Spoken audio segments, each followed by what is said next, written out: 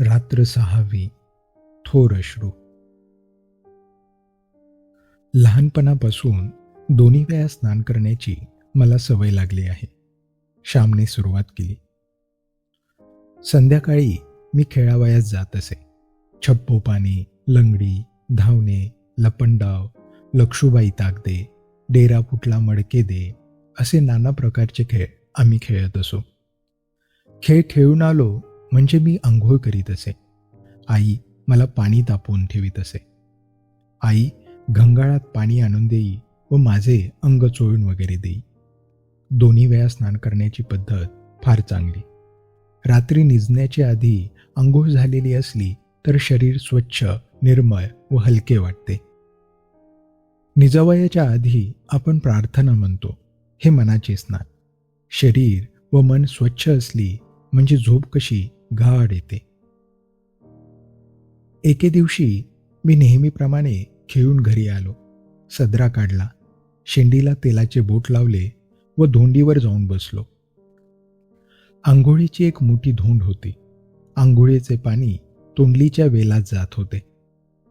संध्याकाळची आंघोळ, तिला फारसे पाणी लागत नसे. आईने खसखसा अंग चोळून दिले. उरलेले पाणी मी अंगावर घेऊ लागलो. पाणी संपले व मी हाका मारू लागलो. आई, अंग पुस माझे. पाणी सारे संपले. थंडी लागते मला. लवकर अंग पुस. मी ओरडू लागलो. माझ्या लहानपणी टॉवेल, पंचे आमच्या गावात फार झाले नव्हते. वडील पुरुष मंडळी धोतर पिळून त्यालाच अंग पुशीत. एखादे जुनेर मुलांचे अंग पुसण्यासाठी असे. संध्याकाळी आई आपल्या ओच्यालाच माझे अंग पुशी. आई आली व तिने माझे अंग पुसले व म्हणाली, देवाची फुले काढ. मी म्हटले, माझे तळवे ओले आहेत, त्यांना माती लागेल. माझे खालचे तळवे पुस. तळवे रे ओले असले म्हणून काय झाले? कशाने पुसू ते? आई म्हणाली. तुझे ओचे धोंडीवर पसर, त्यावर मी पाय ठेवीन. पाय टिपून घेईन व मग उडी मारीन. मला नाही आवडत ओल्या पायाला माती लागलेली. पसर तुझा ओचा. मी घट्ट धरून म्हटले. हट्टी आहेस हो श्याम अगदी. एक एक खूळ कुठून शिकून येतोस कोणास ठाऊक. हं, ठेवा पाय. आईने आपले ओचे धोंडीवर पसरले. मी माझे पाय त्यावर ठेवले. नीट टिपून घेतले व उडी मारली. आईचे लुगडे ओले झाले, त्याची मला पर्वा नव्हती. तिला थोडेच ते त्यावेळेस बदलता येणार होते.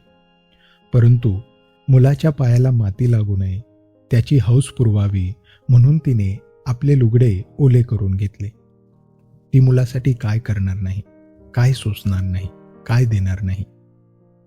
मी घरात गेलो व देवाची फुले काढू लागलो. आई निरांजन घेऊन आली व म्हणाली, श्याम, पायाला घाण लागू नये म्हणून जपतोस, तसाच मनाला घाण लागू नये म्हणून जप हो. देवाला सांग शुद्ध बुद्धी दे म्हणून. गड्यांनो, किती गोड शब्द. आपली शरीरे व आपले कपडे यांना स्वच्छ राखण्यासाठी आपण किती धडपडतो, किती काळजी घेतो.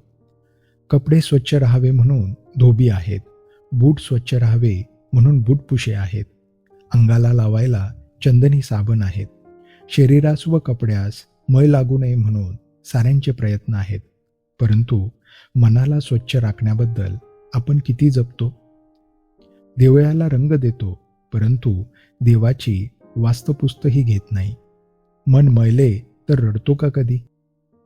आपले मन निर्मळ नाही म्हणून रडणारा भाग्यवान वेगळा. ते थोर अश्रू या जगात दिसत नाही. कपडा नाही, अन्न नाही, परीक्षा नापास झाली, कोणी मेले तर येऊन सारे रडतात. या इतर सर्व गोष्टींसाठी अश्रूंचे हौद डोळ्याजवळ भरलेले आहेत. परंतु मी अजून शुद्ध, निष्पाप होत नाही म्हणून कोणी तळमळतो का? अजून माझे मन घाणीत बरबटलेले आहे असे मनात येऊन कितीकांस वाईट वाटते. मीराबाईने म्हटले आहे, असुवन जलसीच प्रेमवेली बोई. अश्रूंचे पाणी घालून प्रेमाची, ईश्वरी भक्तीची वेल मी वाढविली आहे. हा मीराबाईचा चरण मी कितीदा तरी गुणगुणत असतो. अश्रूंनी तुडुंब भरलेल्या हृदयातच भक्तीच्या कमळाचा जन्म होत असतो.